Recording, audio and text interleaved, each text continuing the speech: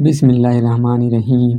हज़रत उमर फारूक रज़ियल्लाहु अन्हु का एक ऐसा वाक़या जो आपकी आंखों में आंसू ला देगा। हज़रत उमर फारूक रज़ियल्लाहु अन्हु के ज़माने में इस्लामी हुदूद 23 लाख मुरब्बा मील तक फैल गई। हज़रत उमर जो तख्ते हुकूमत पे बैठे थे, उनका तख्त कोई सोने चांदी का नहीं था, बल्कि मस्जिदे नबवी की चटाई थी और वहीं बैठकर लोगों की बातें सुनते, उनकी परेशानी सुनते और जब रात होती तो भेष बदल कर मदीने की गलियों में गश्त करते थे। एक रात जब हज़रत उमर रज़ियल्लाहु ताला अन्हु अपने गुलाम असलम के साथ हर्रा वाकिम की तरफ निकले और जब वह सिरार पहुँचे तो एक जगह आग जलती हुई दिखी। जब नजदीक पहुँचे तो देखा कि एक औरत आग पर हांडी चढ़ाए हुए थी और उसके बच्चे रो रहे थे। हज़रत उमर ने सलाम किया और पूछा, यह हांडी क्यों चढ़ा रखी है और बच्चे क्यों रो रहे हैं? इन्हें खाना क्यों नहीं देती? वह औरत बोली, यह बच्चे भूख से रो रहे हैं। 3 दिन से हमारे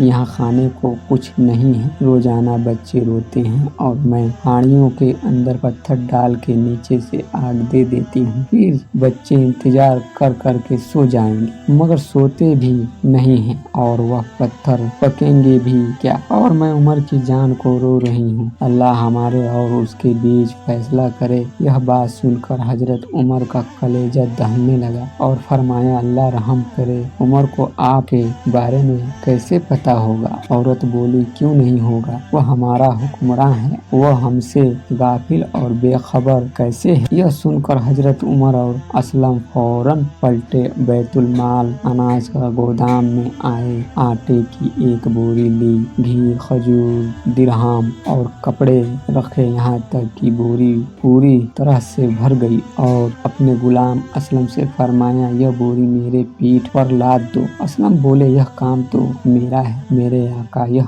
बोरी मैं उठाऊंगा। हजरत उमर की आंखों में आंसू हैं और फरमाया, असलम क़यामत के दिन मेरा बोझ उठाओगे? यह उमर का बोझ है, उमर को ही उठाने दो। यह सुनकर असलम बोरी उनके पीठ पर डाल दी और वह औरत के घर जाते हैं और दस्तक देते हैं। वह जब देखती है तो उसकी जान में जान आ जाती है और कहा, जल्दी जल्दी आटा गूंदो, और हजरत उमर रज़ियल्लाहु अन्हु सब्जी काटने लग जाते हैं और चूल्हे पे सब्जी पकाने रख दी जाती है और जब जब आग बुझने लगती है, हजरत उमर झुक झुक के चूल्हे के अंदर फूंक मारते हैं और जब खाना तैयार हो जाता है और सब खा लेते हैं तो हजरत उमर रज़ियल्लाहु अन्हु बच्चों को खुश करने के लिए उनके साथ खेलते हैं और बच्चों को हंसाते हैं। जब बच्चे मुस्कुराने लगे तो औरत बोली, अल्लाह ताला आपको जजाए खैर दे, खिलाफत के असली हकदार आप हो, उमर नहीं। हजरत उमर ने कहा, आप उमर को माफ कर दे। उसने कहा,